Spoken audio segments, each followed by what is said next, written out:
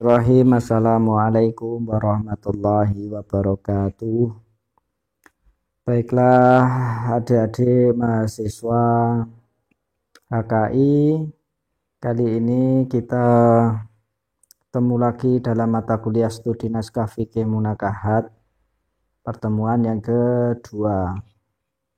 Langsung saja kita ke pembahasan, yaitu kali ini kita akan membahas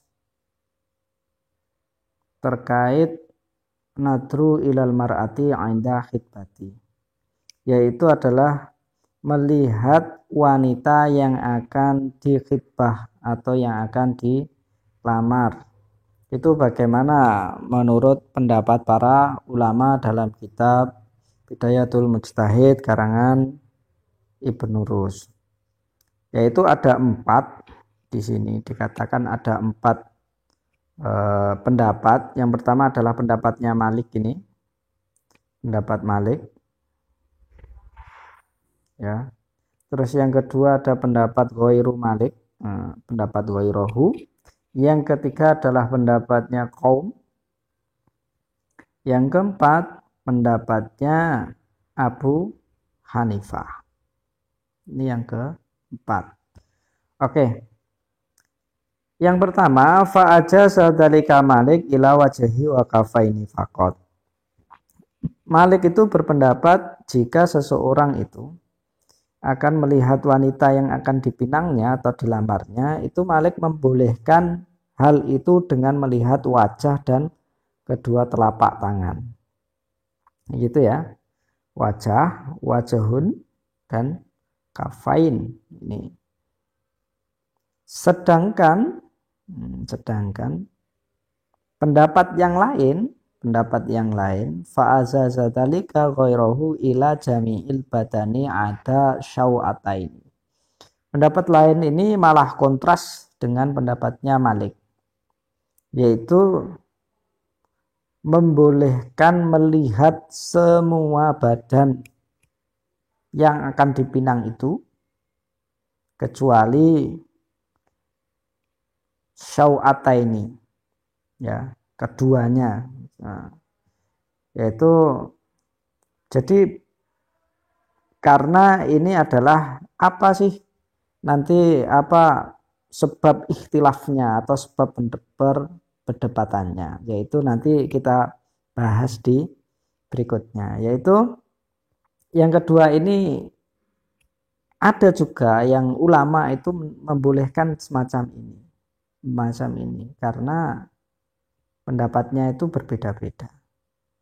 Nah, ini kalau kita pahami dalam konteks di Indonesia, ini pasti ricuh ini.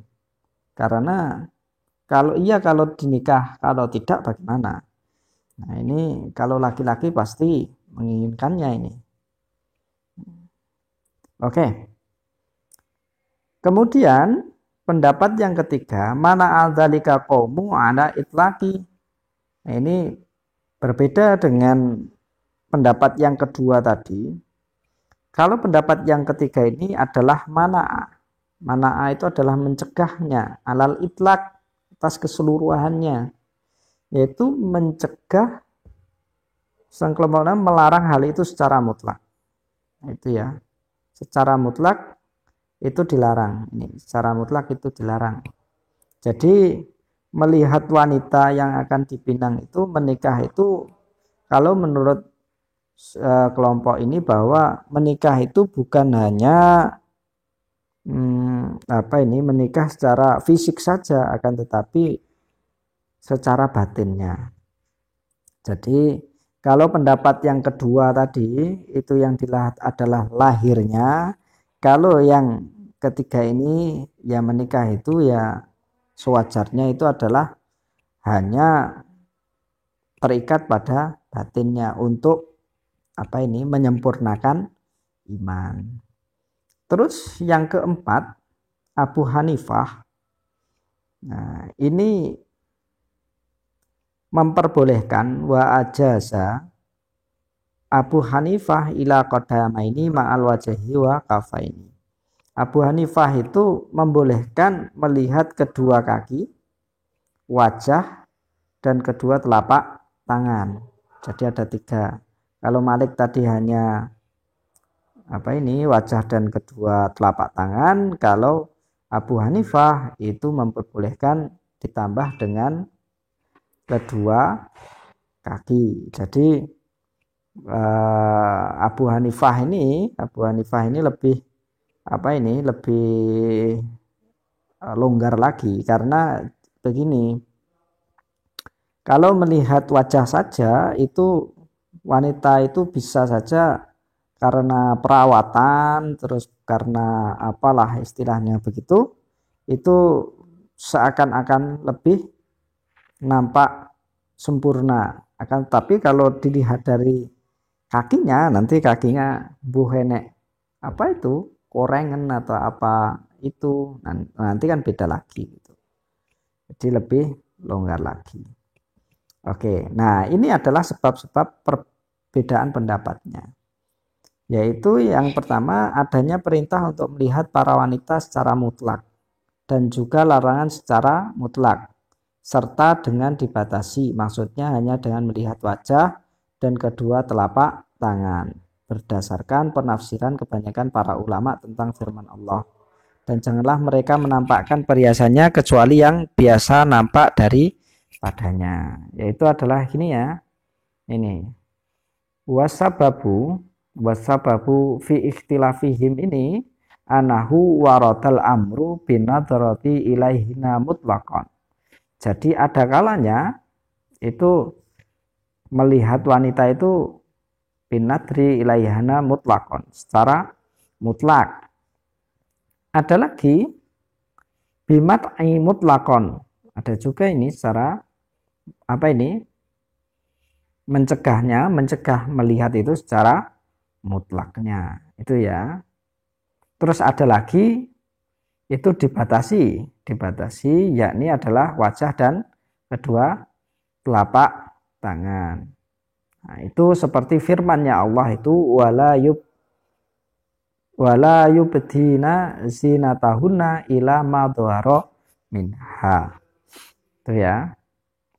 Jadi kesimpulannya dari ini yaitu adalah kita ini ya sewajarnya saja untuk melihat melihat yang mau dikhitbah. Jadi para laki-laki yang mau mengkhitbah nantinya itu boleh melihat yaitu secara wajah dan kedua telapak tangan saja, seperti yang kebanyakan ulama sepakati, yaitu kias terhadap bolehnya membuka keduanya ketika ibadah haji. Jadi dikiaskan, ini dikiaskan. Oke. Sedangkan ulama yang melarang hal itu berpegang pada asal, yaitu larangan melihat wanita. Jadi ulama yang melarang hal itu adalah ketika melihat wanita itu ada larangan melihat wanita tersebut. Oke, ini kemudian kita masuk ke bab selanjutnya, yaitu babusani fi mujibati sihatin nikah. Yaitu adalah hal-hal yang mendorong sahnya nikah. Hal-hal yang mendorong sahnya nikah itu apa saja? Wahadal bab yang qasimu ila salasati arkan. Ar-ruknul awal yaitu fi ma'rifati kaifiyati hadal akdi. Wa ruknusani fi ma'rifati mahalil hadal akdi. Wa thalis fi ma'rifati syuruti ada, yaitu yang pertama yaitu tata cara nikah. Bagaimana nanti tata caranya nikah? Terus tentang objek nikah. Objeknya apa saja pernikahan tersebut? Dan yang terakhir adalah tentang syarat-syarat nikah. Syarat akdu nikah itu apa saja? Oke, Kita bahas yang pertama, ar-ruknul awal fi kaifati nadri ila hadza rukni fi mawati, yaitu rukun yang pertama, fi kaifati wa nadri fi hadza rukni. Yaitu adalah tata cara dalam pernikahan. Yaitu pertama tentang cara izin yang sah. Yaitu ya, fi kaifiyati al-idani al-munaqati. Ya, ini ya. Bagaimana kaifiyahnya nanti. Terus yang kedua yaitu waman muta'baru rodohu fi luzumi hadal akti. Yaitu adalah siapakah yang keridoannya itu diakui pada akad niki. Yaitu keridoannya itu maksudnya adalah siapa yang walinya atau yang akan dijadikan atau yang akan istilahnya mintai ridho oleh mempelai tersebut. Tuh. Terus yang ketiga, wahal yajuzu akdahu alal khiyari am la yajuz. Itu adalah yang ketiga, apakah boleh melakukan akad ini berdasarkan khiyar. Khiyar itu adalah memilih, hak memilih. Yaitu memilih wanita itu boleh atau tidak. Ya. Apakah nanti pernikahan itu bisa menjadi seperti perdagangan atau seperti hal yang lain gitu ya. Terus yang selanjutnya yaitu adalah jika dalam penerimaan ada tenggang waktu dari salah satu dari dua orang yang sedang melakukan akad, apakah akad tersebut menjadi keharusan dan termasuk di antara syaratnya ialah secara langsung. Jadi nanti ketika waktu lamaran kemudian itu ada persyaratan-persyaratan yang lain, persyaratan-persyaratan di luar nikah, apakah itu menjadi keharusan. Oke, nanti kita bahas bareng-bareng. Oke, dan selanjutnya ini adalah tugas mahasiswa, yaitu tugas ini nanti berkelanjutan dari pertemuan kedua sampai pertemuan ke-7, itu adalah sebelum UTS. Jadi nanti kalian semua itu boleh memilih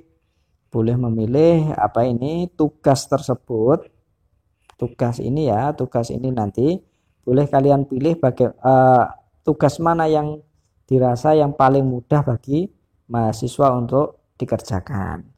Dan dikumpulkan itu sebelum UTS. Itu jumlahnya berapa? 3. Itu jumlahnya 3 ya. 3 tugas sebelum UTS. Yang paling mudah dikerjakan.